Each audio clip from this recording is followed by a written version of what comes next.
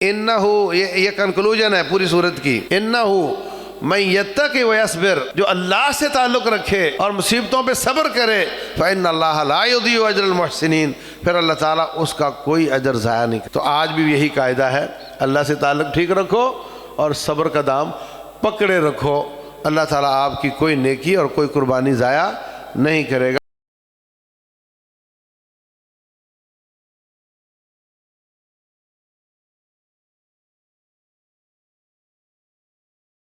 یہ ہود اس لیے اس کا نام ہے کہ اس میں ہود علیہ السلام کا تذکرہ ہے۔ یہ ان صورتوں میں سے ہے جس میں قصے بیان کیے ہیں سابقہ قوموں کے۔ میں نے بتایا تھا سابقہ قوموں کے قصے بیان کرنے کے کئی مقاصد ہیں، جن میں دو زیادہ۔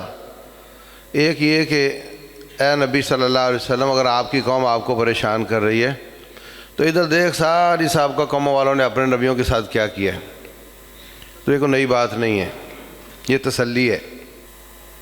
دوسرا یہ ہوتا ہے کہ ہمارے لیے نصیحت ہے کہ جو ان قوموں نے کیا وہ تم نہ کرو، تاکہ وہ سزا تمہیں نہ ملے جو ان کو ملی تھی۔ شروع میں اللہ تبارک و تعالیٰ نے اپنے زمین و آسمان کی تخلیق کا تذکرہ کیا ہے، اور یہ کہ ہر شخص کا رزق اللہ تبارک و تعالیٰ نے رکھا ہوا ہے، اور کوئی ایسا نہیں کہ جس کا رزق اللہ تعالیٰ نے لکھا نہ ہو۔ وہ اس جہان میں زندہ ہے، اس کے ذریعے کئی لوگوں کو رزق مل رہا ہے، اگر وہ اس کے ذریعے نہ دے تو کسی اور کے ذریعے دے دے گا۔ وہ اللہ تعالیٰ رزاق ہے اور اس کے سوا کوئی رزاق نہیں ہے۔ تو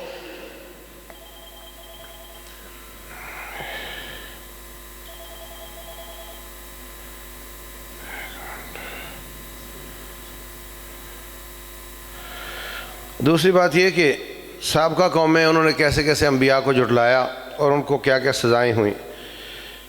نمبر ایک تو اس میں نوح علیہ السلام کا قصہ ہے۔ نوح علیہ السلام 9.5 صدیاں اپنی قوم کو سمجھاتے رہے، ان میں رہے، تقریباً کوئی 80 کے لوگ مسلمان ہوئے۔ پھر امید تھی کہ ان کی اولادیں ٹھیک ہو جائیں گی، چلو یہ نہیں تو 9.5 صدیوں میں کئی اولادیں بیت گئیں۔ تو پھر کہنے لگے یا اللہ رب لا تذر علی الارض من الکافرین دیارا انک ان تذرہم یضلوا عبادک، اگر تو نے ان کو چھوڑ دیا تو تیرے بندوں کو گمراہ کریں گے، یہ جو رہ گئے نا 70-80 یہ بھی گمراہ ہو جائیں گے۔ ولا یلد الا فاجرا کفارا، یا اللہ میں نے تو دیکھ لیا ان کی نسلیں بھی گندی نکلتی ہیں۔ وأوحي إلى نوح أنه لن يؤمن من قومك إلا من قد آمن، ہم نے اپنے بندے نوح کو بتا دیا تھا کہ جو مسلمان ہونے تھے ہو گئے، باقی تلوں میں تیل کوئی نہیں۔ تو ہر نبی کو اللہ تعالیٰ نے ایک آپشن دیا تھا کہ ان کی ایک دعا ایز اٹ از قبول ہو جائے گی۔ انہوں نے پھر وہ آپشن استعمال کیا اور ان کی تباہی کی دعا کر دی۔ اللہ نے ان کو کشتی بنانے کا حکم دیا، اس کے ذریعے ان کو نجات دی۔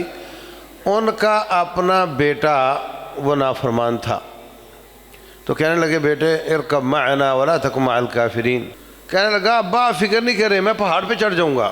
پہلے تو اس کو یقین نہیں آ رہا تھا کہ اس علاقے میں پانی آ جائے گا، اب آ گیا تو فکر نہیں کرے۔ حال بینہم الموت فکان من المغرقین، ایک لہر کا تھپڑ آیا اور اس کو اڑا کر کے لے گیا۔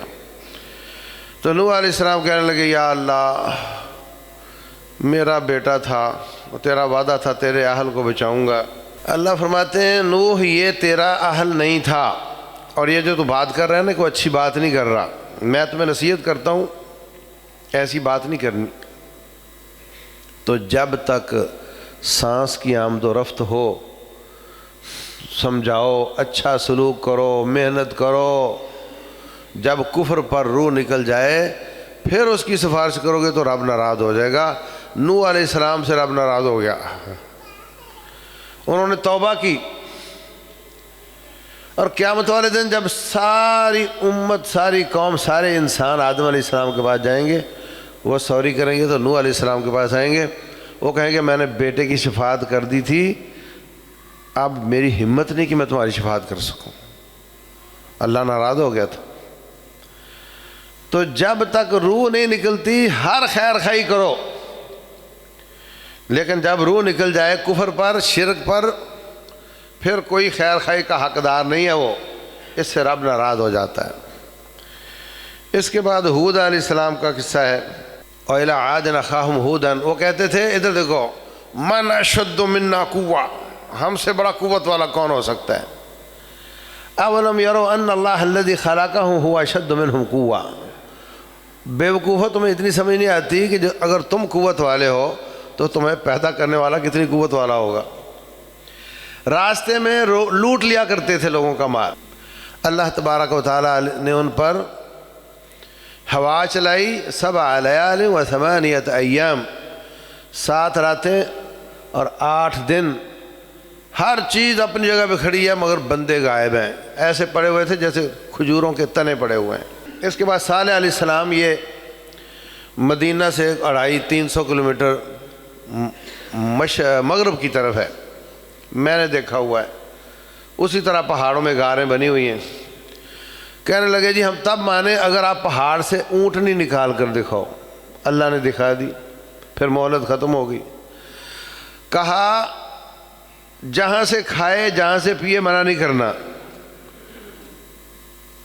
کنویں کا پانی ایک دن یہ پیے گی اور ایک دن ساری قوم پیے گی، اور سہولت میں یہ ہوگی کہ جتنا چاہو دودھ نکالو، انکار نہیں کرے گی۔ کیا مطلب؟ پانی دو دودھ لو، کیا بات ہے، ہاں پانی دو دودھ لو۔ لیکن وہ باغی قوم تھی، انہوں نے اس کو کاٹ دیا، اس کی ٹانگیں کاٹ دی۔ اللہ تعالیٰ نے ایک چیخ بھیجی جس سے ساری قوم تباہ و برباد ہو گئی۔ ابراہیم علیہ السلام کی قوم، ابراہیم علیہ السلام نے بڑی محنت کی اور بڑی دعائیں کی، ان پر ایک ان کا بھتیجا لوط علیہ السلام مسلمان ہوا اور ایک ان کی بیوی، باقی شاید کوئی بھی مسلمان نہ ہوا ہو، مگر دعائیں بڑی کی، یا اللہ ان کی اولاد سے کوئی نبی پیدا کر دے، تو اللہ تعالیٰ نے نبی محمد صلی اللہ علیہ وسلم کو پیدا کی۔ جب بھی بات کرتے ہیں کیا کہتے ہیں؟ اللہ فرماتے ہیں انی جاعلک للناس اماما، کہتے ہیں وَمِن ذُرِّيَّتِي، یا اللہ میری اولاد بھی، رب جعلنی مقیم الصلاۃ وَمِن ذُرِّيَّتِي، یا اللہ میری اولاد بھی، پہ اولاد کو آگے رکھتے ہیں۔ یا اللہ میں نے جنگل میں لا کر کے اسماعیل اور ان کی والدہ کو میں نے آباد کیا، کیوں؟ ربنا لیقیموا الصلاۃ، تاکہ نماز قائم کریں۔ اولاد کی بڑی فکر ہے، ان کے لیے اقدام بھی کرتے ہیں، ان کے لیے دعائیں بھی کرتے ہیں۔ تو ان کی دعوت سے لوگ مسلمان نہیں ہوئے، مگر ان کی دعا سے کھربوں کھربوں مسلمان قیامت تک ہوتے رہیں گے۔ تو ہمیں اپنی اولادوں کے لیے دعائیں کرنی چاہیے۔ لوط علیہ السلام ان کے بھتیجا تھے، ان کو بھیجا، صدوم قوم تھے ان کی طرف۔ یہ واحد نبی ہے جو اپنی قوم میں سے نہیں تھے، وہ ہم جنس پرست تھے اور اعلانیہ یہ کام کرتے تھے۔ تو ان کو بہت سمجھایا، باز نہیں آئے۔ پھر اللہ تعالیٰ نے فرشتے بھیجے، ان کی زمین کا ٹکڑا کاٹا، اٹھا کر کے آسمان کے قریب لے گئے اور وہاں سے الٹا کر کے پھینک دیا، اور اوپر سے پتھروں کی بارش کر دیا، اعوذ باللہ۔ اس وقت پوری دنیا مہم سمجھ کر ہم جنس پرستی کو رواج دے رہی ہے۔ پاکستان کو بڑی بڑی ایڈ دی جاتی ہے، ایسے قوانین بنوائے جاتے ہیں۔ ٹرانسجینڈر کا قانون اسی لیے بنوایا تھا، وہ تو کسی حد تک نظریاتی کونسل فعال ہے تو اس نے روک لیا، اور باقاعدہ قوموں کی ایڈیں بند کی جاتی ہیں کہ یہ ہم جنس پرستی کو رواج نہیں دیتے۔ پوری دنیا کے ظالم اس پر لگے ہوئے ہیں۔ تو یہ وہ کام ہے جس کی وجہ سے اللہ تعالیٰ نے پتھروں کی بارش کی تھی، اعوذ باللہ۔ شعیب علیہ السلام کی قوم کم تولتی تھی، باز نہیں آئے، اللہ نے ایک چیخ بھیجی اور ان کو تباہ و برباد کر دیا۔ موسیٰ علیہ السلام کی قوم، فرعون تھا مقابلے میں، اللہ نے انعام کیے وَظَلَّلْنَا عَلَيْهِ الْغَمَامَ وَأَنزَلْنَا عَلَيْهِمُ الْمَنَّ وَالسَّلْوَىٰ، بادلوں کی سائے اور من اور سلوہ کھانے کے لیے سب کچھ۔ لیکن جب باغی ہو گئے، بچڑے کی پوجا کرنے لگ گئے، نافرمان ہو گئے، تو پھر اللہ تعالیٰ نے ان کو طرح طرح کے عذاب میں پکڑا. جہاد سے بھاگے تو ان کو میدان تیہ میں جو صحرائے سینا ہے اس میں ایسا گم کیا کہ 40 سال گھومتے رہے، ان کو راستہ نہیں ملتا تھا. اس کے بعد سورہ یوسف ہے. سورہ یوسف میں یہ صورت ایسی ہے کہ اس میں اللہ تعالیٰ نے ایک قصہ اور مکمل بیان کیا ہے. باقی تقریباً اکثر قصے ٹکڑے ٹکڑے میں کہیں کہیں بیان ہوئے ہیں، اور یہ قصہ ایک صورت میں مکمل بیان ہوا ہے. ایک شخص نے کتاب لکھی ہے، 1000 مسائل نکالے ہیں سورہ یوسف سے، کتاب لکھی اس میں. ہم سمجھتے ہیں قصہ ہے، ایک ایک آیت میں نکتے ہیں، اور وہ اس کو بڑا کر دیتے ہیں، اور ہمارا آج مقصد اس کو مختصر کرنا ہے تو کیسے بیان کریں. یعقوب علیہ السلام کی ایک سے زیادہ شادیاں تھیں، وہ تو اکثر انبیاء کی تھیں. تو دوسری بیوی سے یعقوب اور بنیامین اور دوسرے بچے پیدا ہوئے. بڑے بچے سب بڑے ہو چکے تھے، سب جوان ہو چکے تھے. تو اب روٹین ہے کہ چھوٹے بچے سے پیار زیادہ ہوتا ہے، یہ تو روٹین ہے. ایک ماں کی اولاد بھی ہونا تو والدین کا سب سے چھوٹے کے ساتھ پیار ہوتا ہے، اور اس کے ساتھ ہی وہ رہتے ہیں بڑی عمر میں. اب یہ چھوٹا ہے، باقی بڑے ہیں، ان سے پیار کرتے ہیں. وہ ان کو جناب بڑی تکلیف ہے اس کی. ہے نبی کے بیٹے مگر حسد بڑا ہے. ادھر سے ان کو خواب آ گیا کہ میں نے دیکھا چاند اور ستارہ، چاند اور سورج اور 12 ستارے نے 11 ستارے وہ مجھے سجدہ کر رہے ہیں. یعقوب علیہ السلام کہتے ہیں بیٹے بات سن، کسی کو مت بتانا یہ، ورنہ تیرے خلاف سازشیں ہو جائیں گی. ان کو سمجھ آ گئی کہ اس کی تعبیر کیا ہے، اور ان کو سمجھ آ گئی کہ بچہ بہت اعلیٰ مقام حاصل کرے گا. بہرحال کیا ہوا، ایک دن کہنے لگے کہ ابا اس سے پیار کرتا ہے، ہم سے پیار نہیں کرتا. حالانکہ بوڑھے وقت میں کام ہم آتے ہیں، تو کچھ کرو کہ اس کو نظروں سے اوجھل کرو. لے گئے جنگل میں، کوئی کہے قتل کر دو، کسی نے کہا اس کو کنویں میں پھینک دو، پھینک دیا. قافلہ آیا لے گیا، بکتے بکاتے مصر کے بادشاہ کے غلام بن گئے. سبحان اللہ. اللہ تبارک و تعالیٰ دیکھ رہا ہے، نبی ہے اور ایک کافر کا غلام بنا ہوا ہے. سبحان اللہ. وہاں اس کی بیوی نے برائی کی کوشش کی تو عورتوں نے تانا دیا، کہا کہ دیکھو شہزادی ہے اور دیکھو اپنے غلام سے کو کیسے وہ ڈی ٹریک کر رہی ہے، اور پھر اس کو کرنا بھی نہیں آتا. یہ بھی کہا اس کو کرنا بھی نہیں آتا. تو وہ کہنے لگی اچھا مجھے کرنا نہیں آتا تو تم ٹرائی کر لو. ان کے لیے بڑی اچھی جگہ سجائی گئی، ان کو بٹھایا گیا، ہر ایک کو ایک چھری دی گئی. وہاں کچھ لوگ مسالہ لگاتے ہیں کہ وہ فروٹ دیا گیا کاٹنے کے لیے، اس کو دیکھ کر فروٹ کی بجائے ہاتھ کاٹ لیا. ایسا نہیں تھا. اصل چکر یہ تھا کہ پہلے تو ہم اپنے جسم دکھائیں گی تو وہ ہماری طرف دیکھ کر مائل ہو جائے گا، اگر نہ ہوا تو پھر قابل ترس بن کر دکھائیں گی، ارے میرا ہاتھ کٹ گیا. تو اس میں تو عام بندہ جو نیک ہے وہ بھی دیکھتا کہ چلو یار ریسکیو کرتے ہیں اس کو، ہاں تو کسی طرح وہ آئے صحیح. تو انہوں نے ہاتھ کاٹے، انہوں نے پھر بھی نہیں دیکھا. یوسف علیہ السلام کہتے ہیں رب السجن احب الی مما یدعوننی الیہ، یا اللہ جو یہ مجھ سے چاہتی ہیں نا اس سے بہتر تو مجھے جیل میں ڈلوا دے. رب سے کہتے ہیں جیل میں ڈلوا دے. اگر وہ ان کی بات مان لیتے تو ان کی دنیا اچھی ہو جاتی، دین برباد ہو جاتا. ایسے ہی ہے، جیل میں جانے سے دنیا کمزور ہو گئی اور دین اچھا ہو گیا. یہ ہوتے ہیں نیک لوگ. ہمارے ہاں یہ چلتا ہے کہ 5 سال ہو گئے بچہ نہیں ہوا تو اب پھر کوئی دربار پہ ہی جا کے دیکھ لو، دین برباد کر لو دنیا اچھی کرنے کے لیے. یعقوب علیہ السلام کا کیا منہج ہے؟ دنیا برباد کر لو آخرت اچھی کرنے کے لیے. جیل میں چلے گئے، تقریباً 9 سال جیل میں رہے بلا وجہ. باہر بادشاہ کو خواب آ گیا، اس کی تعبیر بتائی، اس نے باہر نکال لیا. بہرحال کہنے لگے پہلے میرا کیس صاف کرو پھر آؤں گا. بادشاہ نے سب کو بلایا اور پوچھا، سب نے اعتراف کر لیا کہ اس کا قصور نہیں ہے، قمیص صاف ہو گئی ان کی۔ اب وہ کہنے لگے میں آپ کو وزارت دے دوں گا، کون سی لے ہوگے؟ کہا کہ وزارت خزانہ دے دو۔ خزانے والے جو ہوتے ہیں نا وہی بادشاہ ہوتے ہیں۔ دنیا آنے لگ گئی، پیسے لے کے آتے ہیں، قید سالی ہے، گندم ان کے پاس ہے صرف، تو بھائی بھی آ گئے۔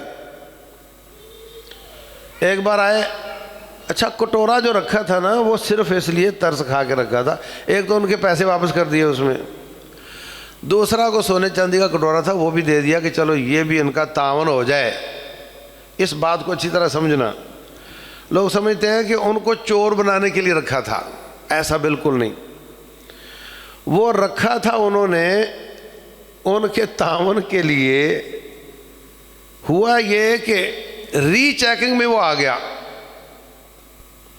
وہ کسی کرندے نے پکڑ لیا کہ یہ تو تم لے کے جا رہے ہو، نہیں اس نے دیکھا کہ کٹورا نہیں ہے تو اس نے کہہ دیا چور ہے چور ہے چور ہے، تو وہ تلاشی ہوئی تو نکل آیا۔ اللہ فرماتے ہیں یہ ترتیب ساری میں نے لگائی تھی، انہوں نے ان کے تعاون کے لیے رکھا تھا، مگر اس کو پکڑوا کے چور بنوا کے ان کو رکھ لینا یہ میرا اپنا پلان تھا۔ باہر صورت ہیلا کیا نا بھائی کو پاس رکھنے کا، ایسے ہی ہے نا، ایک ہیلا ہوتا ہے حق لینے کے لیے اور ایک ہوتا ہے باطل کو حق کرنے کے لیے۔ سمجھ آ رہی بات کی؟ فقہ حنفی میں لکھا ہے کہ دو چور جائیں ایک نہ جائے کسی کے گھر، ایک باہر کھڑا رہے ایک اندر جائے، وہ سامان اٹھا کے اندر کھڑا کھڑا دیوار پہ رکھے اور خالی ہاتھ واپس آ جائے، اور باہر سے ایک جائے اور دیوار سے پکڑ کے لے جائے، کسی کا ہاتھ نہیں کٹے گا۔ کیوں؟ اس لیے کہ جس نے چوری کی وہ تو خالی ہاتھ آیا تھا، اور جس نے سامان پکڑا وہ تو اندر ہی نہیں گیا، اس لیے کسی کا ہاتھ نہیں کٹے گا۔ اس طرح باقاعدہ ہیلے سکھائے جاتے ہیں۔ امام بخاری رحمۃ اللہ علیہ نے ہیلوں کا باب قائم کیا ہے ہیلوں کا رد کرنے کے لیے۔ تو ایک ہوتا ہے حلال کو حرام کرنے کا ہیلا، کہتے ہیں کہ آپ ایسے کرو اپنی زکوٰۃ 1 لاکھ 2 لاکھ 10 لاکھ وہ ایک تھیلے میں ڈالو، اوپر سے آٹا ڈال دو، پھر کسی غریب کو دے دو، یہ یار میری زکوٰۃ لے لو، اس نے لے لی، پھر بیٹے کو بھیجو اس سے آٹا خرید کر لے آئے، اس سے آٹا خرید کر لے آئے، زکوٰۃ آپ کی واپس آ گئی، تو آپ کا پیسے سارے بچ گئے۔ یہ ہے حرام کو حلال کرنے کا ہیلا۔ اور جو یوسف علیہ السلام نے کیا ہے وہ جائز کام کو آسان کرنے کا ہیلا۔ ان دونوں باتوں میں فرق سمجھو آپ۔ اچھا بات پھر لمبی ہو گئی نا، میں نے کہا تھا کہ یہ واقعہ اتنا، اس میں نکتے اتنے ہیں کہ جو ختم ہونے کا نام نہیں لیتے۔ بہرحال تو ان کو وہ دوسری بار تیسری بار آئے تو ایک دم بم پھوڑ دیا، کہنے لگے تمہیں پتہ ہے تم نے اپنے بھائی کے ساتھ کیا کیا تھا؟ کہنے لگے ہاں اچھا تو آپ وہی ہیں؟ کہا ہاں میں وہی ہوں۔ تو بہت زیادہ بڑے افسوس، بڑی پریشانی، بڑے ساری کی انہوں نے۔ تو کیا کہا آگے سے کہ کوئی بات نہیں، لقد احسن بی اذ اخرجنی من السجن، اللہ نے مجھ پہ احسان کیا، مجھے جیل سے نکالا اور تمہیں گاؤں سے یہاں لے آیا۔ یہ نہیں کہا اللہ نے احسان کیا اور مجھے کنویں سے نکالا، ان کے سامنے یہ نہیں کہا، ان کو آر نہیں دلائی، ان کو آر نہیں دلائی کہ تم نے تو مجھے کنویں میں ڈالا وہی ہو نا۔ کہنے لگے اللہ نے احسان کیا مجھے جیل سے نکالا، یہ نہیں کہا مجھے کنویں سے نکالا۔ تو ان کو آر تک نہیں دلائی، ان کو معاف بھی کر دیا۔ یہ بہت بڑے سینے والی بات ہے۔ تو اللہ تبارک و تعالی ہمیں بھی احسن طریقہ جو ان کا تھا، اور آخر میں جب کہا کہ نہیں اللہ نے آپ کو بڑی شان دی، آپ کو یہ دیا وہ دیا، تو کہنے لگے انہو، یہ کنکلوژن ہے پوری صورت کی، انہو من یتقی ویصبر، جو اللہ سے تعلق رکھے اور مصیبتوں پہ صبر کرے، فإن اللہ لا یضیع اجر المحسنین، پھر اللہ تعالیٰ اس کا کوئی اجر ضائع نہیں کرتا۔ تو آج بھی یہی قاعدہ ہے، اللہ سے تعلق ٹھیک رکھو اور صبر کا دام پکڑے رکھو، اللہ تعالیٰ آپ کی کوئی نیکی اور کوئی قربانی ضائع نہیں کرے گا۔ واللہ اعلم، وصلی اللہ وسلم وبارک علی نبینا محمد۔